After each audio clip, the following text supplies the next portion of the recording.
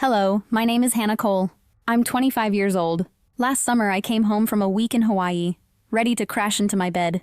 But my bedroom door had a new lock, and hanging on it, a glowing neon sign, Livestream Studio. All my belongings? Shoved into a dusty shed out back. My dad didn't even look at me. He just pointed toward the shed. Stay there or get out of this house. I stood frozen, staring at the life I thought was mine. Completely gone. But that was just the beginning. I always thought money would finally earn me respect in my family. But I was wrong.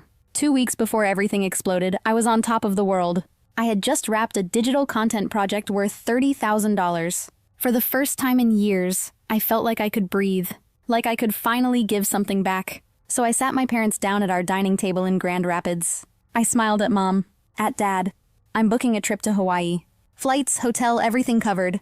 Just the three of us. Mom's face lit up, her eyes wide with excitement. Dad even cracked a rare grin. For one fragile moment, it felt like we were a real family again. But then Mom's smile faltered. She glanced at Dad. It'd be great if your brother could join us. My stomach dropped. Shane, my older brother, the streamer who lived off endless excuses and my money. $8,000 still unpaid. And now somehow I was supposed to fund his dream vacation too? Mom, I said carefully, this is for you and Dad. Shane can pay his own way. The room went silent. Dad's grin vanished. That's unfair, he snapped. Your brother's working hard to build his career. You've got the money. Why can't you help him out? My chest tightened. Help him out? I'd been helping for years. Covering internet bills. Paying for groceries. Even buying his streaming equipment when he swore he'd pay me back. Dad, he owes me $8,000, I said, my voice shaking.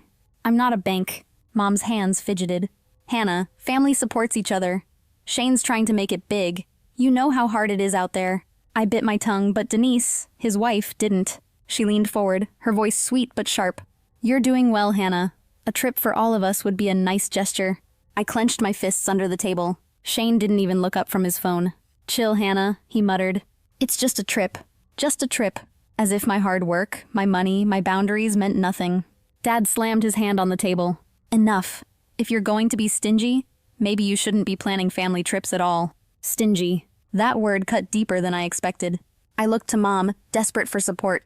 But she just stared at her hands. Silent. That night, I booked the Hawaii trip for me and my two best friends. If my parents wanted to come, they'd pay for themselves. But Shane and Denise? Absolutely not. As I clicked confirm on the tickets, I thought the worst was behind me. But I had no idea what waited when I came home. Because this was just the beginning of the real betrayal. I thought booking the trip for myself and my friends was the end of the fight. But I should have known better. When I came back from Hawaii, something felt wrong. Shane's beat-up car and Denise's SUV filled the driveway. Inside, the house was silent. Too silent. I dragged my suitcase to my room. But when I reached the door, my heart stopped. A shiny new lock. And above it, a neon sign, Livestream Studio. I rattled the knob, locked tight. My room, my space was gone. I ran to the shed. Under a sagging tarp, my belongings were dumped in piles. My laptop shoved under cables. My favorite jacket crumpled like trash. Hands shaking, I stormed into the kitchen. Denise sipped coffee, too calm. Oh, Hannah, you're back. Shane needed the space. Your room was perfect. My room? I snapped.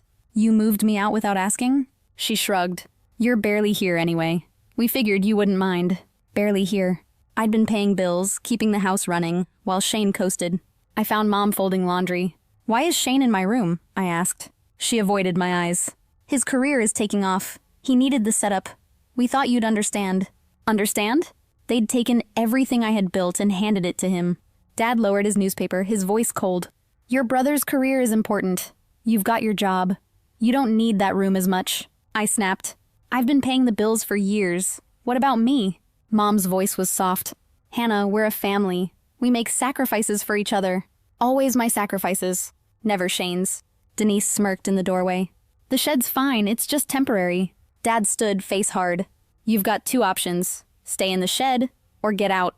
The words hit me like a punch. My own father choosing Shane over me. I looked at Mom. She stared at the floor. Silent. Something broke inside me. I grabbed a duffel bag, packed what I could, and left. Not one person stopped me. Not even Shane, streaming in the room that used to be mine. At Corey's apartment, I told him everything. How Denise dismissed me. How Mom stayed quiet. How Dad forced the choice. That's messed up, Corey said. You don't deserve that. For the first time that day, I felt seen. I wasn't crazy.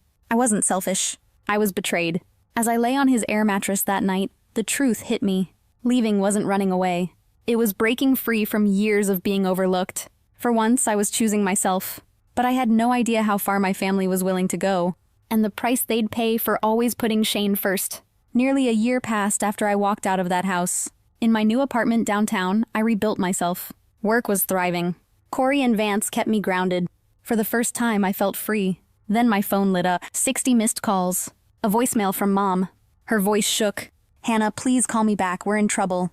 Shane needs you." Shane. Even now, it was always about Shane. I ignored it at first. But the messages kept coming. Finally, I called her back. She answered on the first ring. "Hannah, thank God. Shane's in deep trouble. He lost his big sponsorship and..." Her words tumbled out. "He was gambling online. Thousands of dollars. The sponsors found out. They dropped him. Now he owes more than we can cover. We had to sell the house." My chest tightened. The house. My childhood home. The one I had poured my money into. Gone. I stayed silent, gripping the phone. Mom's voice cracked. "We need your help, Hannah. Money. Maybe a place to stay."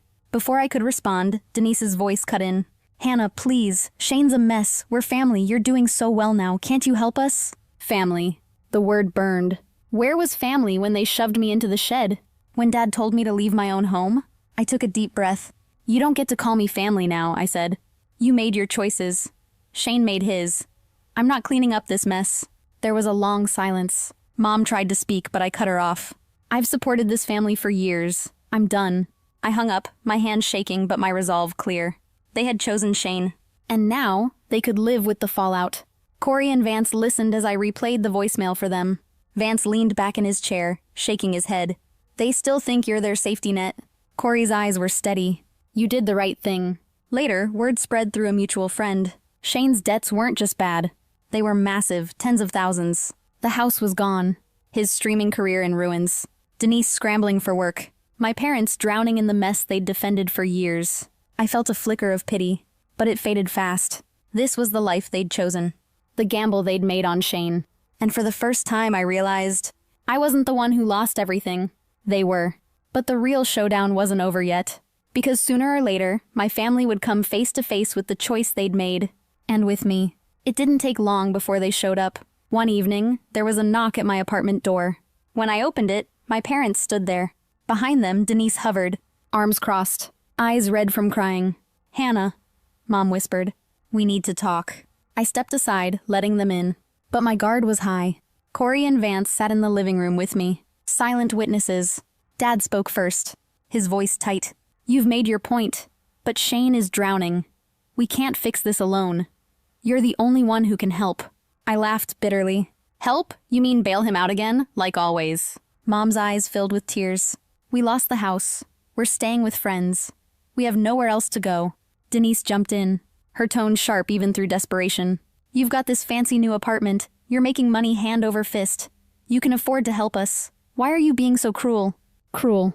That word lit a fire in me. I stood tall, my voice steady. "Cruel? You took my room. You shoved me into a shed. Dad told me to get out of the house or sleep in the dirt. And now you want to lecture me on family?" The room went still. Mom sobbed softly. Dad's jaw clenched. "You're being selfish, Hannah. After everything we've done for you." "Done for me?" I cut him off. "You mean ignoring me? Calling me stingy? Watching Shane bleed me dry? If that's your definition of family, then I don't want it." Denise snapped. "You don't understand the pressure Shane was under. Those sponsors?" I turned on her. "No, you don't understand. Pressure is paying bills for everyone. Getting nothing back. Pressure is building a life on your own. While your brother spends every dollar chasing a dream. Don't stand here and tell me I don't understand." For once, Denise went silent. Dad's face flushed. "Is this what you've become? Cold? Ungrateful?" I stepped closer, my voice sharp as glass. "No, this is what I should have been all along. Strong. Independent. Done being your scapegoat." Mom reached for my arm, pleading. "Hannah, please, just this once, help us." I shook my head. I helped for years. And every time it destroyed me a little more. This time I'm choosing me. Denise's voice cracked. "If you walk away now, you'll regret it. Families always come back together." I looked her dead in the eyes. "Maybe yours do. Mine doesn't." The silence was suffocating. Corey finally spoke. his voice calm but firm. "You all need to leave, now." Dad glared, but he knew he'd lost. They shuffled toward the door, defeated. Mom's sobs echoed in the hallway. The door closed behind them. I stood there, heart racing, but lighter than I had in years. For once, I hadn't caved. For once, the power was mine. But what came after their downfall, that was the moment I truly understood what freedom meant. After they left, the apartment felt quiet. Not empty, peaceful. For the first time in years, I wasn't waiting for the next demand. I wasn't bracing for the next guilt trip. I could finally breathe. News traveled fast. Through a mutual friend, I heard the details. Shane's debts were worse than I imagined. Tens of thousands gone in online bets. His sponsors had cut ties. His reputation was ruined. Denise scrambled for work. My parents drifted from couch to couch, trying to pick up the pieces. A part of me felt pity, but only for a moment. Because every choice they made had led them here. Every sacrifice they demanded had been taken from me. And when I finally said no, they called me cruel. But I wasn't cruel. I was free. I poured my energy into my work, into building something no one could take from me. My content grew. My contracts multiplied. Fans left messages saying my story gave them courage. It reminded me why I started in the first place. To create, to inspire, to stand on my own. Corey and Vance never let me forget my worth. They weren't just friends. They were proof that family isn't always blood. Sometimes, it's the people who show up. The ones who believe in you when no one else does. One evening, we sat in my apartment, the city lights glowing outside the window. Corey raised his glass. "To freedom," he said. Vance grinned. "To finally choosing yourself." I smiled, the weight in my chest lighter than ever. They were right. This wasn't just about walking away. It was about walking into the life I deserved. If you've ever had to choose yourself over family, you know how hard it is.